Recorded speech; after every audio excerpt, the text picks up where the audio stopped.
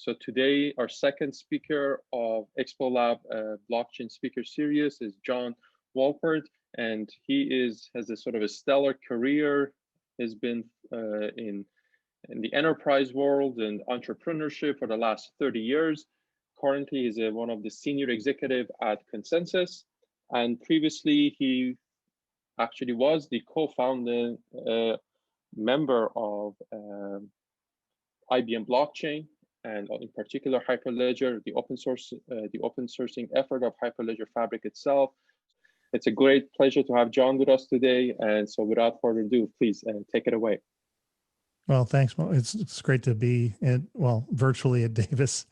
I used to spend a lot of time out there. I was a lot of my career. I was in Berkeley or San Francisco or the South Bay, Cupertino, and moved away a bunch of times. Lived in Sydney, Australia for a while, and Germany and New York and other places. But right now we live in Raleigh, North Carolina.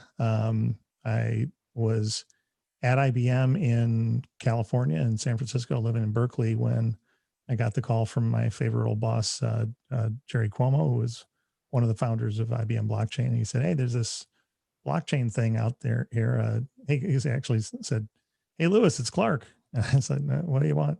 He said, "Well, there's this blockchain thing. Let's go and figure it out." And I said, "Well, give me a ship and crew and I'll go check it out." And he said, "Well, I got 2 muskets, a dog, and a canoe."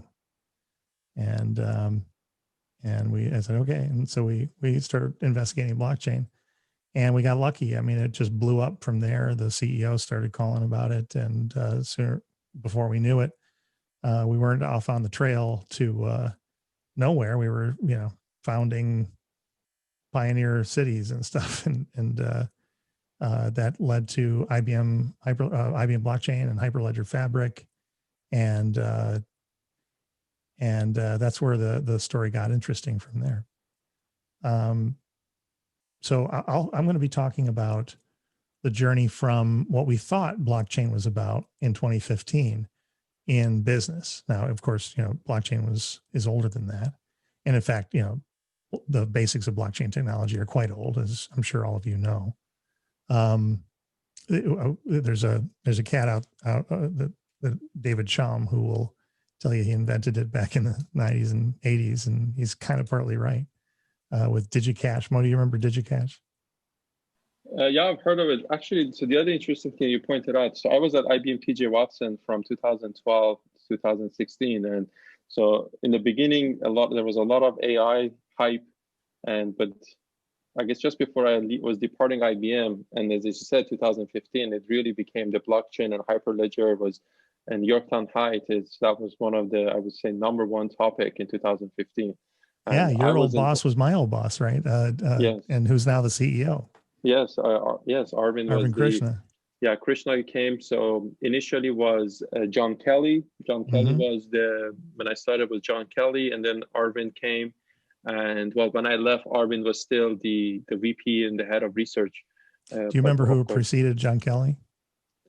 No, I don't remember Paul? that. Oh, yes. Oh my gosh, what was Paul's last name? It's embarrassing. Yeah, he was cool. Had a ponytail. Yes. So, yeah, I liked him a lot. Anyway, so sorry for the old home week there. But yeah, no, right. So TJ Watson, one of the coolest places around, only exceeded by Almaden Research Center, which is only exceeded by Hursley, right? Hursley Research Lab is kind of like Hogwarts for IBM out in England, in the south of England. Yeah, I really enjoyed being at IBM. I was an IBMer 3 times. Started 3 companies and a nonprofit. Left IBM, came back. Left IBM, came back. Left. And this last time around, we were building IBM Blockchain, Hyperledger Fabric, and the idea behind this was that cryptocurrency and blockchain as an application wasn't really the enterprise game. Nobody, we didn't expect that any treasury departments or companies, finance departments or governance departments were going to be okay with getting into cryptocurrency, not in 2015.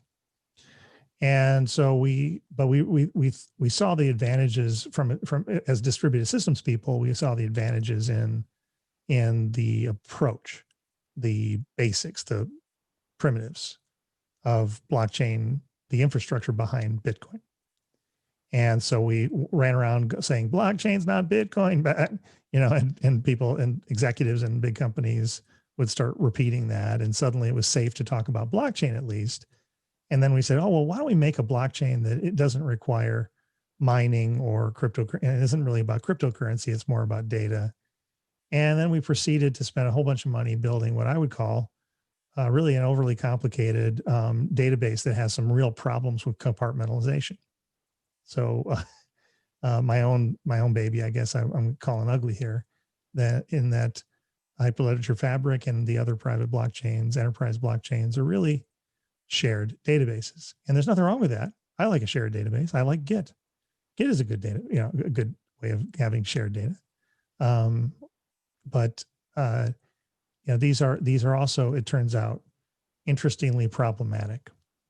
Now, before I go on, let me ask, get a sense of the room. I mean, I haven't really been briefed on who's on the call. What are the backgrounds here? Well, can you give me a sense? So we have two classes here. We have an undergraduate, senior undergraduate in Introduction to Distributed Ledger. So over the last month or so, month and a half, we got introduced to permissionless, Bitcoin, Ethereum. Last few days, actually, Mohan gave a talk last week, Thursday. Last session, Marco from Zurich, the colleague, one of the main Hyperledger folks as well. So he also gave an in-depth overview of Hyperledger. So I think from the Hyperledger perspective, everyone has a good background. And the other half of the class is from the graduate course in blockchain. Again, they also been reading core papers from PBFD to Bitcoin. And so they have sort of a broader understanding of the ConsenSys protocol. And it's, last class, we looked at hot stuff. And so they're also pretty well versed on core algorithmically. So it's a good crowd. I think everybody now at this time really understand the material. And, all right, good. That's perfect, because I'm going to throw a bomb in the room and wreck everything that you've been learning. That's perfect. Which should be at least interesting, right? No, absolutely. Okay. And so everybody here is technical. Yes? Yes, everyone's technical. Okay, cool. Everybody into distributed systems? At least as far as the courses they're taking, they're in distributed system, but they will remain after this course or not, we'll find out. But right now, yes, everybody's distributed system. I'll tell you what, you're in the right place, because distributed systems, I mean, there's a lot of comp sci people that don't understand distributed systems. And that's, if you don't understand distributed systems, you don't understand where things are going. So, and it's hard and really hard. And, once you think you've figured it out, it becomes hard again. Distributed systems is, I think one famous distributed systems guy said, the first rule of distributed systems is if you can avoid distributed systems, do that. But yeah, so we're going to talk about that. So Hyperledger Fabric, I was one of the 6 people that came up with that and shaped it into what it is. Other great folks are Gary Singh and Bin Nguyen, who's over at State Street now. And there's some great work in there. What Gary did with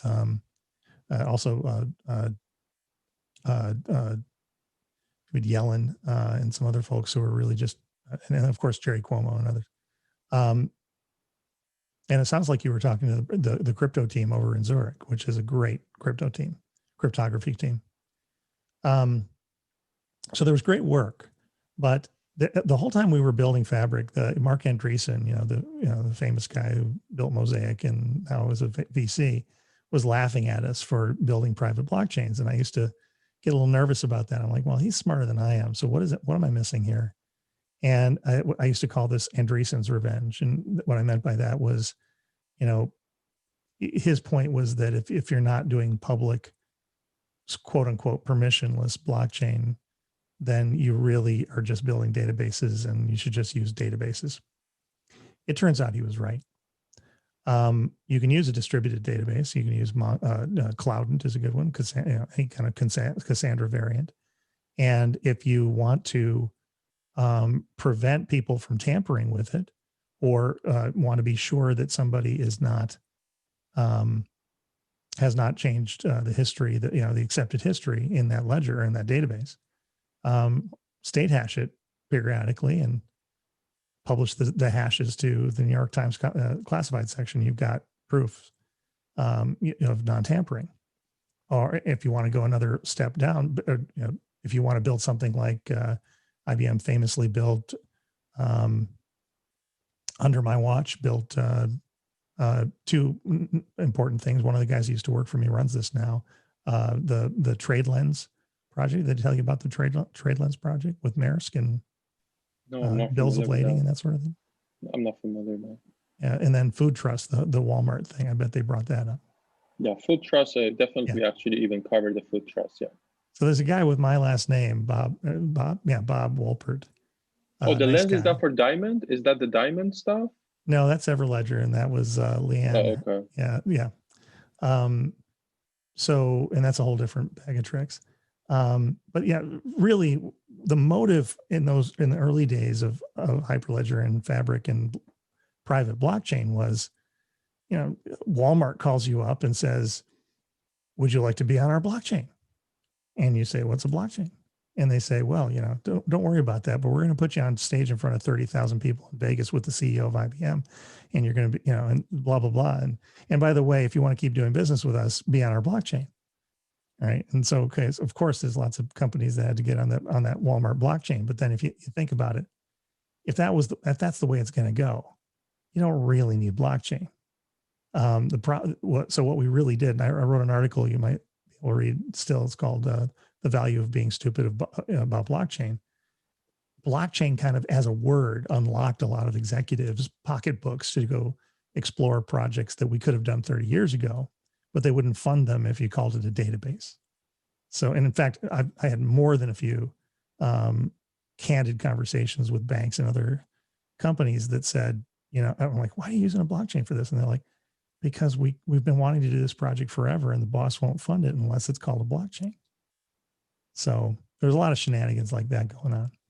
At the end of the day, the idea of working together in more of a hyper-connected world where your systems and my systems have less of a gap between them, it's a good idea, right? If we're in a supply chain together, it's good to be able to do things. But I think most people are missing the mark. What we need is good data hygiene. What we need is good RPA, robotic process automation, and things like that, so that we have less error in data entry and all that. And people, whenever we would go out and say, "Well, why are you using a blockchain?" They'd be like, "Well, we need better data and we need this and that." And I'm like, all of that is just doing better database work, right? It's not really about blockchain. You're distracting yourself. But, humans are like that. So we made a lot of money building these fancy, extraordinarily complicated shared databases. And I woke up one day and went, "Wait a minute. Say you're a company and you have a bunch of private internal information, like your supply information. Say you're a grower and you've got all this data that you really don't want your competitors to know. And you don't want that data breached. You don't want it out in the open, which is what most CEOs worry about when it comes to data security. It's not about tampering. It's about breaches. It's about data getting out in the open. So now you're going to take that data and put it on a shared surface, a new threat surface, where, say you've got 100 companies with a node. That's 100 companies where the stupidest administrator in that consortium is going to give everybody a bad day by getting hacked. It sounds like a terrible idea, doesn't it? I'll answer because we're on Zoom and nobody's going to actually answer. Yes, it's a terrible idea. So, once the emperor's clothes came off, I started, wait a minute, this is not a good idea. Blockchains are terrible databases, mainly because they're bad, by definition, they're bad at compartmentalization, right? So with any normal database, you have good access controls, right? You can say this record is accessible to this person and this is under these conditions and not accessible to this person. And you can do that across companies. You can say, well, this company has the access to this table and not that table. And SaaS, SaaS technology, with the cloud, you can stand one of those up. You can build a consortium. You can hire an administrator, which all of these consortia do anyway, even if it's blockchain. And you can say, okay, tell you what, we're all 100 of us are in here. We're worried about the administrator that we set up. So we'll shamir secret. Why don't we just take the root keys and shamir them so that 60% of us have to turn the keys in order to change the system? Now you've got almost all the benefits of a blockchain without any blockchain at all. You can use any database you like, Mongo. And you've got a much more stable, secure, simple, less complicated. And complexity is the enemy of security. Hyperledger Fabric is enormously complex, and that worries me. It's enormously complex because we were trying to use a structure. We took a structure that liked to do, to destroy compartmentalization. That's what it does. Doesn't like compartmentalization. That's not the tool. It's not a tool for that. And then we tried to make that tool do compartmentalization. And so you have all these fabric channels and all this mess. And it turns into a factorial nightmare in any actual implementation, because you have to manage all these channels that don't really talk to each other. It's a mess. So that's my invective against the thing I built before I moved over to ConsenSys. Any questions? So that's really great, and also kind of give you a little bit of perspective. On Thursday, when Mohan gave the talk, he also had the complete opposite view, which is good. I like this controversy in class, is that the only real thing is the permission setting. So kind of crossing put us both in the room together. I can take him. Yeah, no, I'm sure. Also, I think having a separate room, we can get. Yeah, no, having a good insight is good. But let's kind of maybe break this apart. So maybe go one step farther, saying what is a permission blockchain and what is a permissionless blockchain in its core primitive. I mean, if I were to kind of try to answer that question, is that, well, in your traditional setting, you had a ledger. I mean, this ledger could go back before banks. I mean, at some point, you trusted somebody to write down who pays who or who owes to whom, and you had to keep that ledger safe. And so you trusted a trustworthy person in your town, in your community, and well, you went to that person, to that accountant to keep all the transactions. So that's a ledger. In the digital age, well, that ledger, JP Morgan hold that ledger, Citibank hold that ledger, all great. But there's another thing all these banks do, and also that guy 1,000 years ago probably did it too, is that, well, he may also had a safe. So he also put the actual money that you either other had given him or he needed to keep it safe, or gold, or whatever, he also had a safe. And again, look at banks, they also have a safe, at least till 1970s. I mean, as long as I guess there was a backing of the currency with gold, at some point there was something in the safe. Today, I'm not sure if there's anything in the safe. I think it's probably just as digital. 93% of M2 or M3 is digital already, right? Yeah, so there's not much of a backing to it. But again, I think what the Bitcoin did is, I mean, this is still, I think, a fascinating idea. It says, okay, why don't I'm going to maintain this ledger. I'm going to maintain this ledger in a democratic way. Everybody, let's pull out their ledger and let's write down what we think it's to a factual transaction. And if everybody agree on that factual transaction that is written in enough copies, then we say, okay, that's a... Sure. And we'd be here all night if we wanted to talk about the basics of. I'm sure you guys are learning the basics of how. Yeah, I mean, Paxos, Byzantine fault tolerance, PBFT, round robin, and I helped in a bit of that, and of course, proof of work, proof of stake, blah blah blah, right? Yeah, these are all arguments that are good, right? But Bitcoin wasn't the end of history on this subject; it was the beginning of history. So Ethereum came along, and now there's more. Now Ethereum 2 is coming. And just about to, in December, is going to launch Ethereum 2 phase 1. Yeah.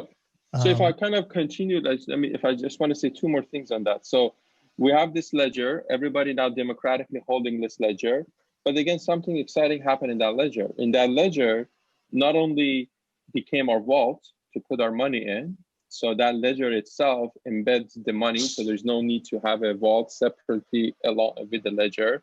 So that combined. But the other thing that we also did, the contractual thing that we're going to transact with one another, the terms and the condition, not only the data is there, not only the asset is there, but the contractual agreements, the terms of those agreements are also now embedded in this. So to me, as sort of an abstract model, I think that's pretty exciting. Now, if you were to transition into the permission setting, well, you definitely don't have the notion of the asset, at least the way that the asset gets created. Well, you can, right?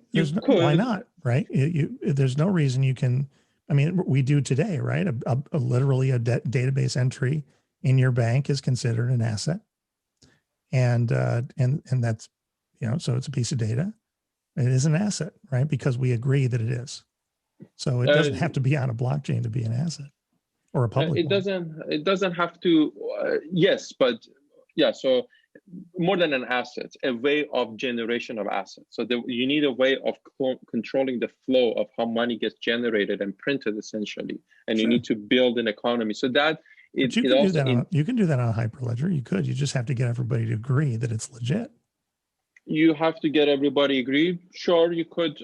I mean, there are we do now, right? DB2 and MQ and other things that are running the banking system. We've just agreed that those things are legitimate. They're just traditional databases. Sure. So let's give that a granted as well. So then, under that model, why? So then, isn't any blockchain just another distributed system? Distributed database system. Distributed database system. Distributed database system. So you said something that really was I thought was quite interesting, the way you put it about democratically held. I would turn the crank on that one more and say Bitcoin didn't just do democratic, fault tolerance or Byzantine fault tolerance. What it did was and as I said, there were in the 90s and even the 80s, there were schemes that were quickly shut down by the government that were like DigiCash, that were trying to create digital currencies, and there's a long history of this. The problem was you could shut them down, kind of like Napster, right? You could find the guy running the server and you could arrest him, which happened, right? What did Bitcoin do? It said it didn't just make it democratically held, it also made it unstoppable. You can't find all the servers anymore. They're everywhere, and you can't stop them. You'd have to shut the internet down. The decentralization, yes, absolutely. I mean, it's radical decentralization, right? So radical, yeah. But there is one. So that I think that's we always kind of say, this is a new sort of computational paradigm that is decentralized and democratic, but with a small caveat. At least when we observe what happens in Bitcoin, is that the power, it's really held within 4 to 5 hands. Yeah, there's nothing new here in any of this. What's new is a group of people's intention to use what we already had in a certain way. That was what was radical. I've got a pencil. I can patent it. I can write some boring things with it. I can write some interesting things with it, or I can shove it in your eye, and now it's a disruptive technology. That's kind of what Bitcoin did. They just took traditional distributed systems concepts with a couple of, novel things, and put it together in such a way that, in 2008, which was an interesting year to do this, and said, we're going to shove this in your eye. They became disruptive, but it was its application, its use, the way it was used, the way it was deployed that was interesting. And then folks like me came along and said, hey, let's make a database out of that. And that was a bit of, I think, a fool's errand. I think a lot of that's going to fall off. The way extranets kind of fell off as a thing, towards the end of the 90s. So Jim is just kind of, I really like the insight, the unique insight you have to this, but I'm still kind of trying to understand. So everything that you're kind of pointing out as sort of interest and sort of exciting and maybe not necessarily a new discovery, but it's innovative of using perhaps the existing an old technology packaged in a much usable form. But all of those seems to apply to Hyperledger as well too. But you do seem to be on a side that sort of the direction that the Hyperledger is going is not going to be it's not the right way.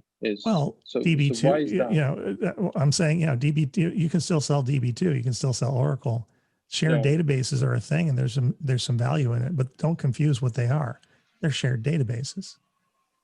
And you need to understand, one needs to understand that in a shared database where other people who you do not work for you have a full node, even if you encrypt things on that database, you have other people who don't work for you now with the ability to have no compartmentalization of information and know everything that's on that thing. And I think as we wake up to that, and as we get sober, you're going to see companies go, wait a minute, do I really want to put all my data on this thing? No, I really don't. Watch what happens with Food Trust. Bob Wolpert, my namesake, not related, he was saying to me not that long ago, he said, well, we like Hyperledger because of the transparency. I said, really? You really want transparency? You're dealing with food information, the nation's food information, and you work with Department of Homeland Defense. Do you really think that they would be happy if everybody knew all the information that was running around? No, they won't. They wouldn't be happy with that. They don't want transparency. They want the right people to know what they need to know at the right times under the right conditions. That's compartmentalization. You need good access control lists. We've had those for decades, most of my career, right? So what you need is a good database. Right? Policy regulation, and you don't, it's a closed data. It's only a selected individual who needs to access it. For but blockchain doesn't like that. Blockchain wants everybody to have it. Everybody. And if you say, well, we're going to limit that to just some friends who have nodes, well, those friends aren't going to be friends forever. Friends tend to become competitors. Yeah. So what happens when the counterparty in your supply chain suddenly becomes Amazon and they're competing with you? Do you still want them to have all that data? And probably too late by then. It's too late. Right. So, I think, in a way we tricked ourselves with the word blockchain in the enterprise to do more open things. And that's a good thing. But I think, we also had to trick ourselves, but in doing so, a lot of pointy-haired managers put the blinders on and didn't realize what they were getting into. No CISO, no security officer would ever allow sensitive internal information. And 80-90% of any company's data is either PII or sensitive under certain conditions. You don't want your competitors to know about your invoices, right? It's just a terrible idea. To that point, probably even till today, people don't even like to deploy their data to the cloud on their own instances, the instances that they're holding, let alone put it in an open space that there's no isolation around that piece of data. It took us years to get over that, right? And even now. But I think at this point, clouds, what turned the worm on clouds was the realization that, when the CIA chooses Amazon because it's more secure than what they can run, then you start to go, okay, maybe they're good at that, and maybe they're doing just that, and they can have more resources to be good at security than me. So that's what's turning the worm on clouds, I think. Yeah. But yeah. So I have a question. Sure. So what do you? I think you said you expected interest in it to fall down. Are you referring to the blockchain? Like what are you suggesting is going to lose a lot of interest in? Private blockchains? I think private permissioned consortia chains like Food Trust and TradeLens and that sort of thing. They'll have their day, but at the end of the day, there have been consortia for things for decades, more than decades, but they're hard, they're brittle, and they tend to be fraught because companies are filled with humans that tend to change their point of view and suddenly are not as friendly as they used to be. Consortia are hard to maintain. So you can run a consortia on a blockchain, which is fine, but it's not transformative. It's just the same old thing. You've just You've just deployed a really complicated database to do it when you could have deployed a simple database to do it. Okay. So you think the interest in it is not sustainable due to the lack of compartmentalization, and like you said, people don't generally want to put their information out there, even if it's... Yeah, wait till the first time a consortium blockchain gets hacked, somebody's node gets hacked. And by the way, if, you know, the answer to that has been, oh, let's put them all on IBM Cloud on mainframes and let IBM run all of them. And I'm like, well, if you can, and they call that a BaaS, a blockchain as a service.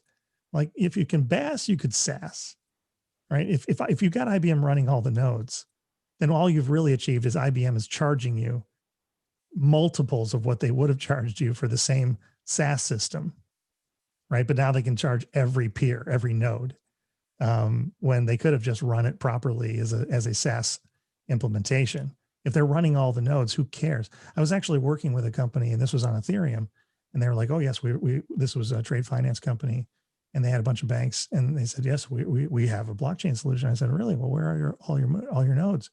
Oh, they're in our server. And I said, well, that's great.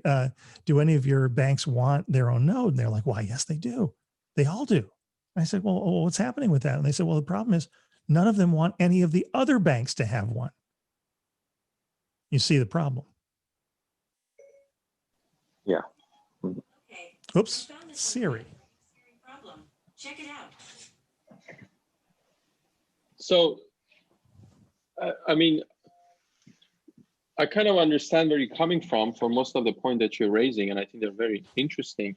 But so just to, I guess maybe just as a simple clarification question.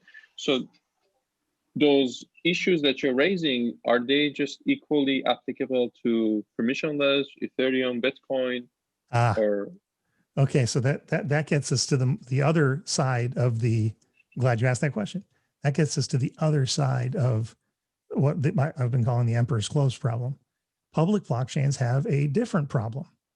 A public blockchain is, I mean, all blockchains are digital nudist colonies. They do not like they like transparency. Anything you put on them, by definition, all nodes are going to have to run in one way or the other, even if you have zero knowledge.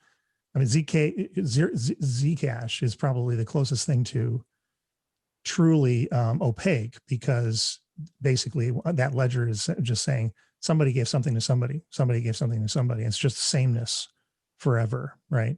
And the zero knowledge setup effectively makes every transaction look like every other transaction. So you're not losing information. You can't apply an artificial intelligence or a machine learning algorithm to mine out classifiers and see patterns. There is no pattern to see. So that's pretty safe.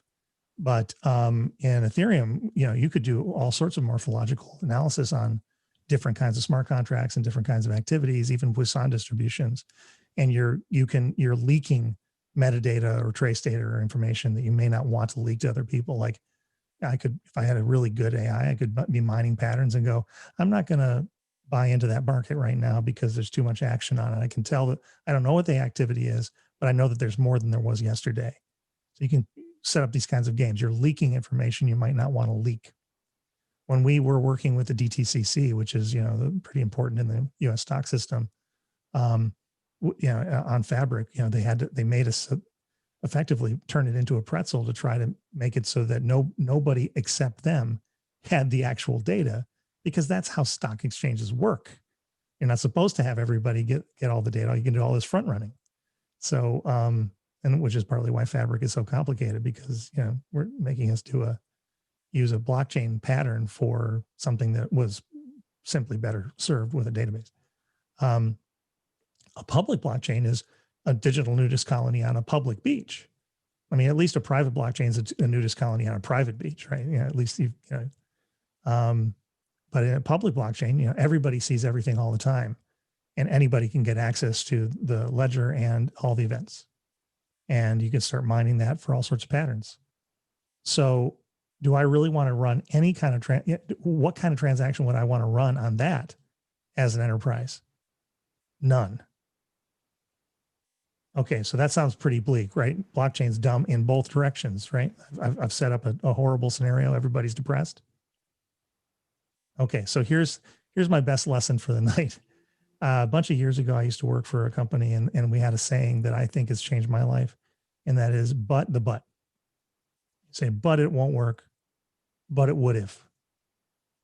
And if you have a meeting and you say, people, especially among good scientists and engineers, you're doing a brainstorming session. It's not that there's no bad ideas. There's plenty of bad ideas, right? But if you're going to point out that somebody else's idea is a bad idea, have the respect of saying, but it would work if, even if the best you can do is something that's crazy. I literally had an experience that was transformative where we were in a room and somebody said, well, I said, well, but you just said that was a bad idea of this other guy's. Saying, but the but, and he went, well, but it would be a good idea if gravity were different. And that set off a whole bunch of great ideas that led to a new patent, right? So we didn't change gravity, but it just led to new thinking. So, but. And so, but blockchains are digital news colonies that enterprises can't use, but they do look like a message bus. They look like a good piece of middleware. I can't put data on it. Not any kind of data that I wouldn't want other people to find out about. But if I have an SAP system and I've got a record like a purchase order, and you have an Oracle system in your company, and I send you that purchase order, I need a system, an integration bus, to be the common frame of reference to tell us that for sure the record in your database is verifiably identical to the record in my database.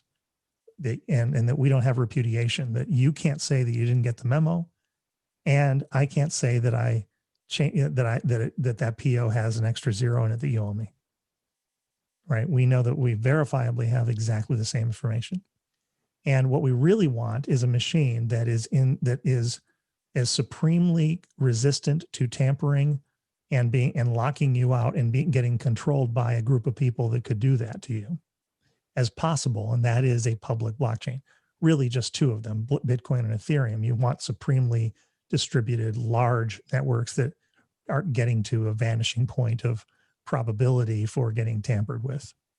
And if you have that and it's always on and it doesn't shut down and it can't lock you out, that looks like a nice universal always on message integration bus to me. It's middleware. And when we realized that, over here at ConsenSys, we started working on that with companies like Ernst & Young, Microsoft, and others. And we came up with the baseline protocol. I don't know if you can see it, but I've got my magic bus. So we've been calling the public blockchain from this perspective, the magic bus. So that's the approach to blockchain that I think for companies works. And that is, you have a record, I have a record. In traditional systems of record, we're not going to put that data on any other threat surface. We're going to leave that data in our respective databases, but then we're going to use effectively clever proofs and zero knowledge circuits and messaging and shield contracts and Merkle trees in such a way that we can deposit proofs of consistency between your record and my record on a record by record basis. So that's atomic compartmentalization, just one record. I don't have to primary your system to mine or mine to yours, or set up, MQ or some new common frame of reference that's going to cost us $1 million to set up for every new partnership, and then have to run it. And then who gets to run it? No, we can just use this always on thing called the mainnet or the public blockchain. And I think that what's interesting about that is that it becomes the internet of value. It becomes an always on internet for just two really boring things: hash management and ordering. And so, I mean, I don't know a lot of blockchain enthusiasts that would be happy about thinking about their wonderful, exciting blockchain technology as, the world's hash manager and ordering service. But that's exactly what I'm telling you. It sounds boring, but it's transformative, because billions and billions and billions of dollars are lost in disputes and errors between my $1 billion system of record and your $1 billion system of record that can today more or less only tell you or me what we think we know and not what our counterparties know. And so using zero knowledge in a clever way, the baseline protocol, which is now an OASIS standard, and it is being built into a standard in the OASIS standards, open standards body today by thousands of people and hundreds of companies, or dozens of companies, hundreds of companies. It's hard to tell now. There's so many. All working together on this standard protocol, this standard technique for using a public blockchain in a way that security officers and other CISOs and CIOs and CTOs can say, oh yeah, no, that makes sense. That's not a security risk. I'm not putting any information on a blockchain. I'm just using the blockchain in a way that nobody would be able to tell what we're doing to ensure that I can be sure that if this record is baselined, then I know that all the counterparties that need to have the same information have it, and that they processed it, and that they noticed it, and that they stored it correctly, and that we all have the same information. And if any of those get out of sync, we know who's wrong. Kind of a boring, we've been saying a lot this year, after 5 years of hyperbole about blockchain, boring is the new exciting. So baselining is a pretty boring way of thinking about blockchains, but it works. It's useful, and we can build it, and it's already deployable. So I have a question regarding the public blockchain and basically the consensus. So one of the things which because I've also had a look at different public blockchains, and one of the things I realized, the key thing which they require in their model to actually have the system working correctly is a notion of incentives, because they allow anyone to participate. And if there is a lack of incentive, whether it's a proof of stake or proof of work, or Algorand, Ethereum, any protocol, because the whole idea is they will be getting some sort of incentive which allows them to actually proceed correct, because miners are rational or stakeholders are rational. They would try to create their own profits. So how do you avoid, or do you also require incentives in consensus, or do you avoid having incentives in a consensus? In the baseline protocol, okay, so it's problematic. What you're saying is dead on. And all forms of consensus have trade-offs, right? Because I'm sure you guys are good CS majors or students of CS. You know that everything in CS and computer science is a trade-off. You know, it's like whack-a-mole. You know, you solve one problem, you lose another. It's always that way, and it will never stop because the laws of physics are what they are. And that's the art, right? The art form is making interesting trade-offs. And I think in a way, sometimes the blockchain mania, even for really smart CS people, we forgot that. We were like, oh, it gives us everything. We've got the golden triangle. And no. It doesn't work that way. The closer you get to zero latency, the more, liveness and safety, blah, blah, blah, the drill. But it's so I'm not that interested in whether proof of stake or proof of work is the right way to go. What I'm interested in is if I was doing transactions, if I was doing financial transactions on a public blockchain, then all those issues come back up. I'm not using it that way. Baseline doesn't care. It's using it as a bulletin board where I'm just putting keys in a key value lookup pair, right? I'm not doing anything other than using it for ordering and hash management. I can put a hash on that blockchain, or a proof in a Merkle tree that this data is this data is the same as your data. And then I can use that to say, all right, I'm going to enforce that some new work step, some transformation or some addition, new record follows the rules of the previous record. Otherwise, its proof cannot be put onto that Merkle tree. And that's where it gets interesting, because you can use it for flow control. You can say, well, I want all these purchase orders to come in sequence and not overlap, because if they overlap, I'm going to double count a discount or something like that. So I need to enforce that all the purchase orders against a service agreement come in sequence and no two calculate from the same base. Well, I can write that rule and I can prevent that using a public blockchain as an orderer, as the arbiter of that. None of that has any financial transactions, and no information is actually put on that, under zero knowledge. I don't know how much you guys are getting into zero knowledge proofs or any of that, but zero knowledge, ZK or SNARKs, is often characterized as, I'm going to prove to you that I have a characteristic of a secret without telling you the secret. We're using zero knowledge, in a slightly different way. We're saying we're going to prove that we both have a shared secret, and we're going to use this machine to tell us that we have the same secret without telling that machine anything about our secret. And that machine is the public blockchain. Now, whether that machine is using proof of stake or proof of work is incidental to that use case. As long as it works, it doesn't burn down the planet with energy costs, and it's proof against tampering. So ETH2 is going to proof of stake. And I am a partisan of Ethereum. I will say that I'm a pretty big fan of Vitalik and his team. They're unusually mature in how they approach this stuff. They did not jump the gun. They made a couple of gaffes, and they made it, I don't think the Ethereum is the world computer. There is no read-write machine on the planet that can be the back end for every application simultaneously. That just doesn't work. Never will. You can have a supremely sharded Cassandra database, with no consensus algorithm, and it still couldn't handle everybody's reads and writes. It's just the laws of physics break that idea. Does that make sense to you guys? I'm seeing some nodding heads, right? So that was never, maybe it's not the world's computer. Maybe it's the world's state machine for ordering and hash management, right? I can scale that to the level, right? There's about 10 billion business to business workflow events a day, we estimate globally between companies. So if you assume that every single one of them requires a baseline proof, that's 10 billion proofs a day. That's 1,700 proofs a second. And that's 4 extra zeros than we can do with Ethereum today.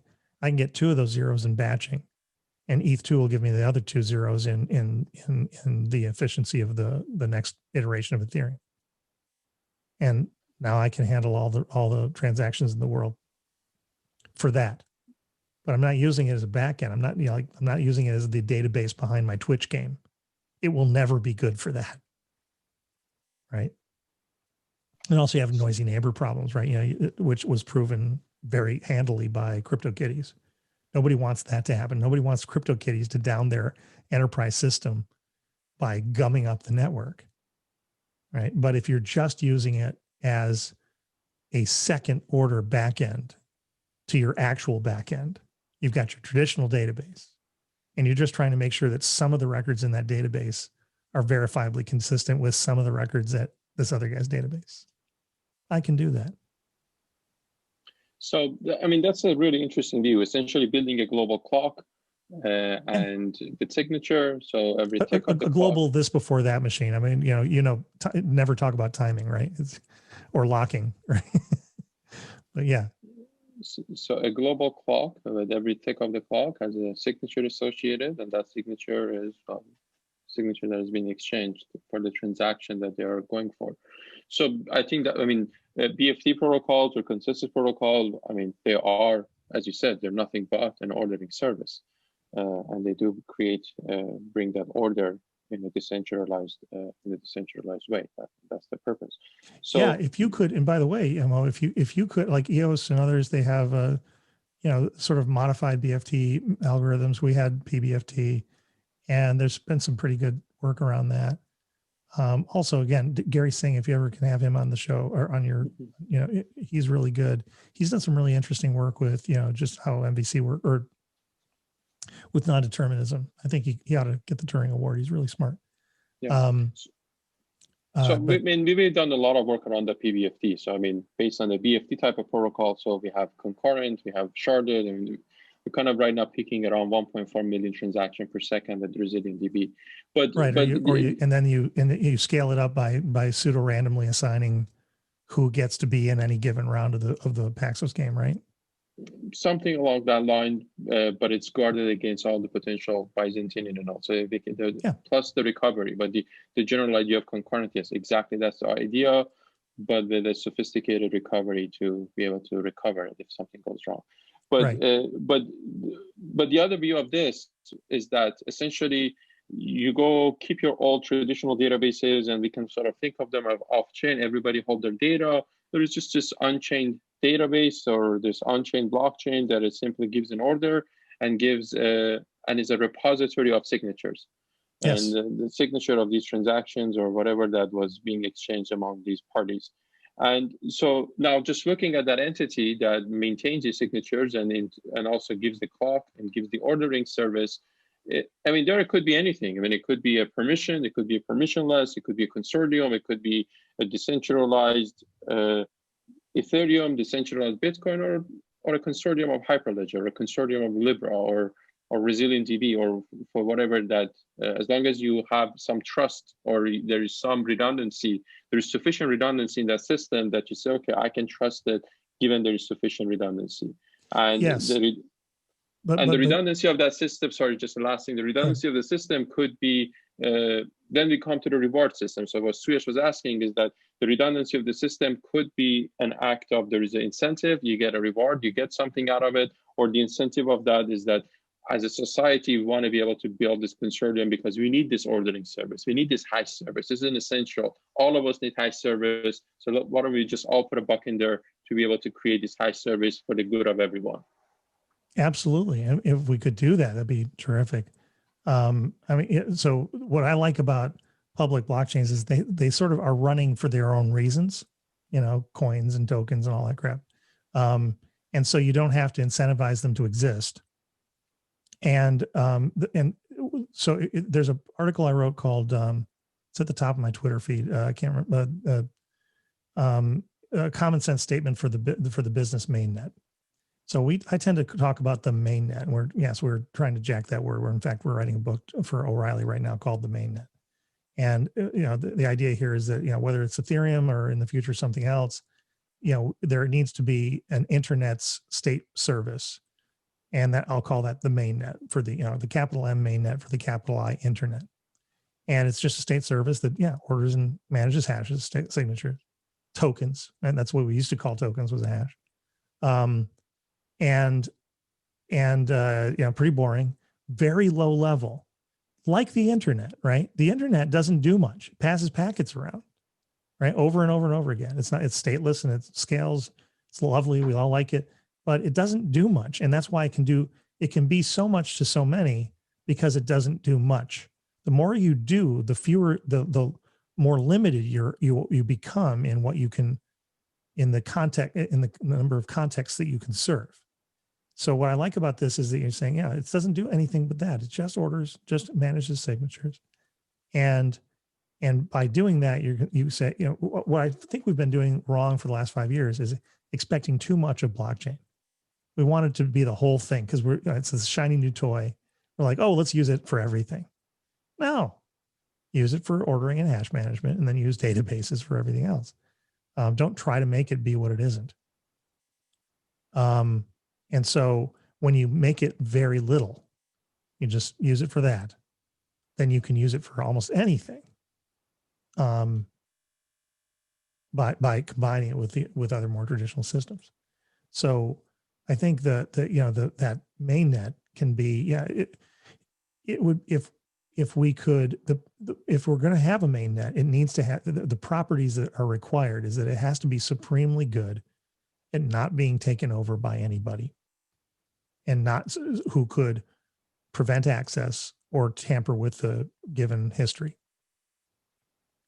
And you think of things like EOS or other blockchains that are even round robin, proof of stake.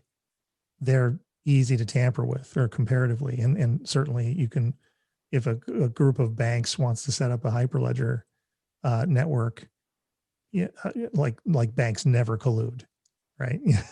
So that they're only proof against tampering if there's no reason for all of them not to work together to tamper, right? So what I like about public blockchains is that it really takes it out of human hands. But you don't want to put everything into that because you can make mistakes like the DAO hack. Don't overblow it. Just do simple things like put hashes into Merkle trees, right? And that's it. Just do that. It's actually not that simple, but at least it's straightforward. And that you might be able to hand over to this humanless machine, right? But just don't give that machine all your data. Does that make sense? No, it makes sense. I mean, it just create an ordering service, a secure ordering service, and you put your hash there, a notary repository of note, essentially verify the signature, give you a timestamp, and that's all it is. And then you go about what you were doing. And it's like putting that classified ad. Every time you transact with somebody, I guess you could put it into New York Times classified ads, and then suppose there's enough print of that newspaper, one way or another, you can sort of trace it. But this is a much more manageable and a much more structured way of doing the exact same thing. Yeah, and it doesn't have to be particularly fast, right? I mean, you can wait for these things. So, a big, slow public mainnet will never be faster than a really jacked up private database. But it doesn't have to be if you don't use it for that. Yeah, and it's dumb. So it doesn't have to do any sophisticated computation, just remembers a signature and gives you a time. And that's all it's going to be. I mean, it needs to have an expressive language behind it, like Solidity or something like that, so that you can handle the correct way of depositing. But it doesn't have to be, it doesn't have to be much more than that. But I mean, it sounds like, from being just a hash service, I mean, there's no really use of the Solidity or smart contract in this context. I mean, that can happen somewhere outside. Baselining, there are 3 smart contracts, but you don't write different ones for. They're always the same 3, right? There's an ordering service, or there's a there's a shield contract, there's a verifier contract, and there's an org registry. That's it. I see. No, that's, I think, a very exciting thing. It's pretty interesting. And you get a repository if any of the students here are interested in this, there is a summit on Baseline. Lots of opportunity. A lot of big companies are going to be there. And it's an engineering summit. It's not a webinar of any kind. It's a working session. There'll be an education session that will run the entire duration of the 2 days, and you can just drop in and out. And if you go to, I'll put the link to the registration page. No, that would be pretty exciting. I think this is a pretty, the idea, since it's very simple, the goal is very simple. I think it makes sense. Yeah, Coca-Cola is starting to baseline. There's all these companies starting to baseline. What we want is a world where if you're a purchasing manager, you'd say, yeah, send me that purchase order. Make sure to baseline it, right? So we kind of verbify it. This summit will generate somewhere upwards of 8 to 10 challenges for Gitcoin challenges that will have money bounties on them. So if you come to the summit and help design the challenge, then you can go compete in December for the money.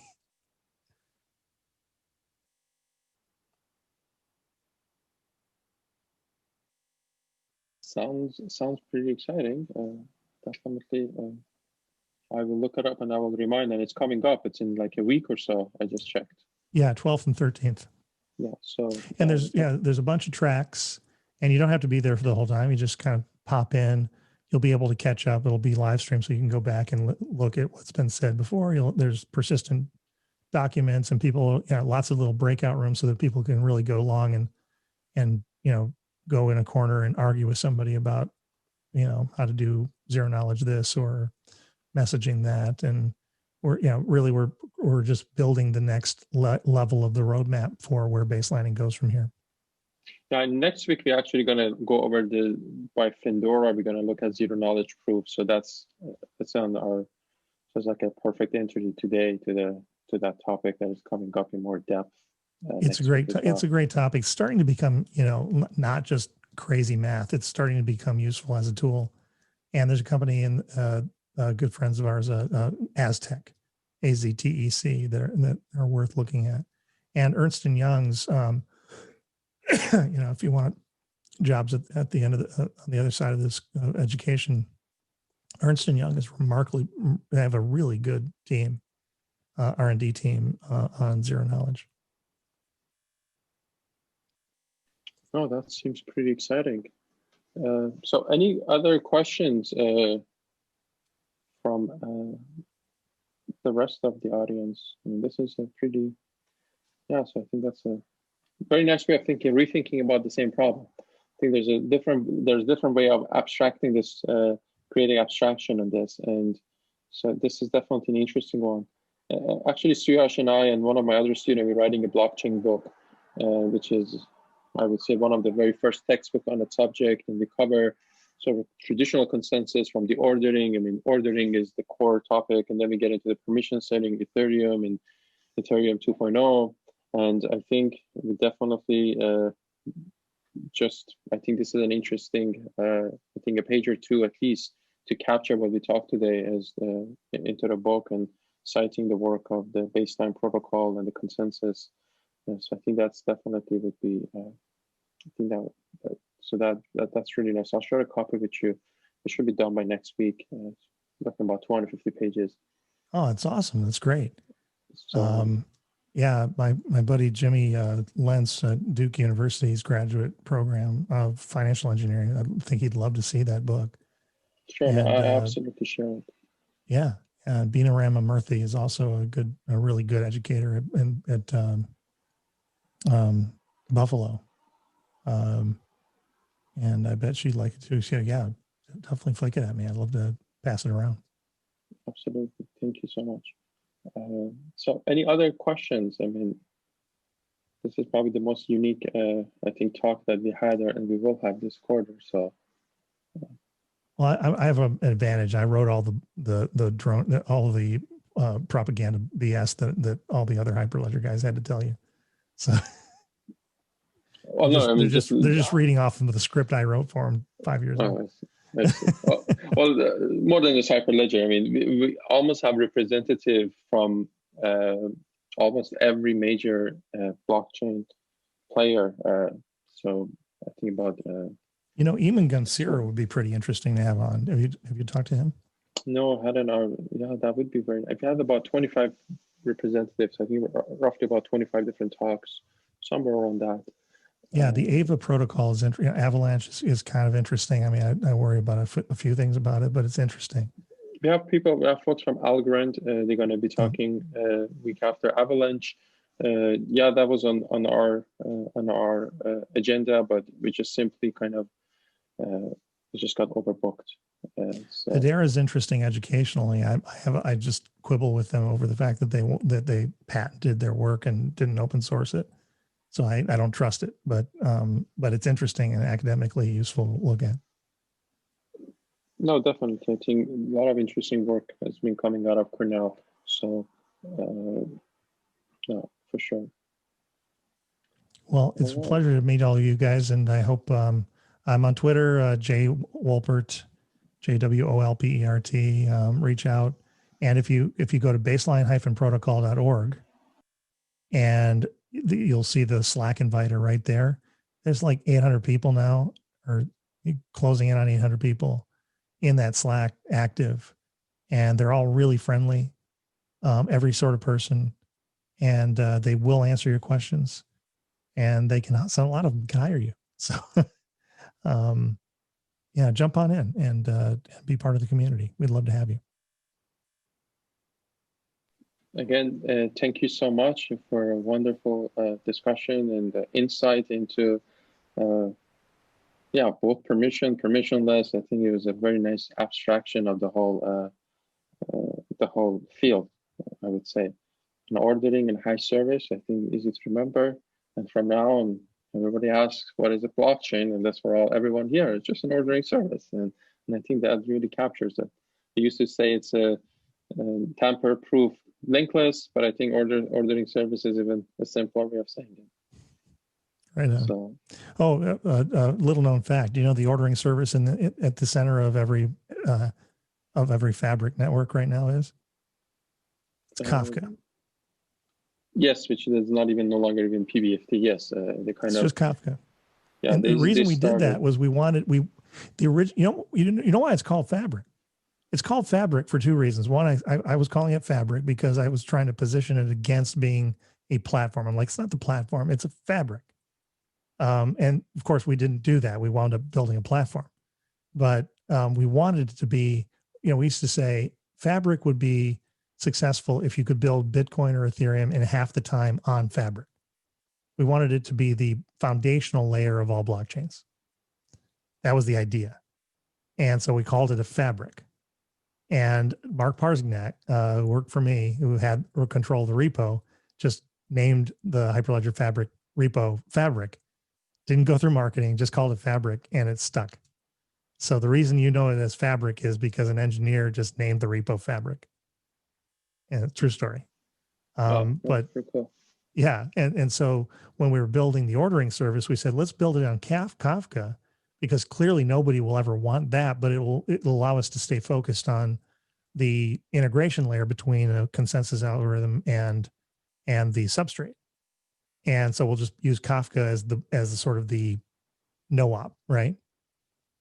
No, it's still the thing everybody uses because that puts the lie to the whole thing. Nobody cares. Because really, all these people wanted was a fancy database that the boss would pay for. Yeah, and that has been the thing. I mean, especially on a blockchain, you would think there should be some resilience, the Byzantine, and the Kafka kind of, it's kind of, that's a void point at that point with Kafka. Yeah, at the center of it all, it's just crash fault tolerant. That's all.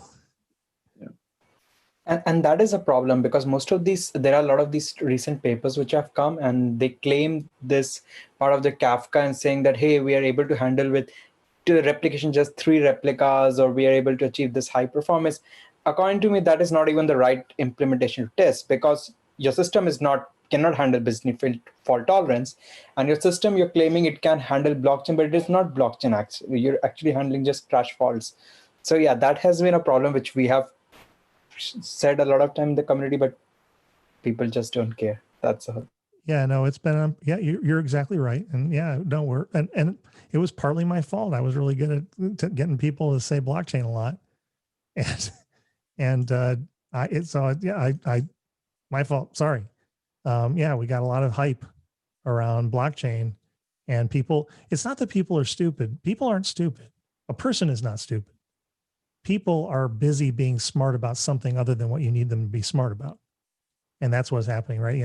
Busy executives trying to run 400,000 people and not blow it all. They don't have time to be smart about blockchain. And we let them down by selling them a bag of goods. Well, I've heard from a good salesperson that he can sell ice to Eskimos. So I guess that falls in that category. Right on. Well, it's a pleasure, Mo, and thanks for giving me the time, and everybody on the call. I'm looking forward to meeting you all. It was our pleasure, and thank you so much for this insightful and engaging and excellent lecture. Thank you so much. Cheers. Thank you.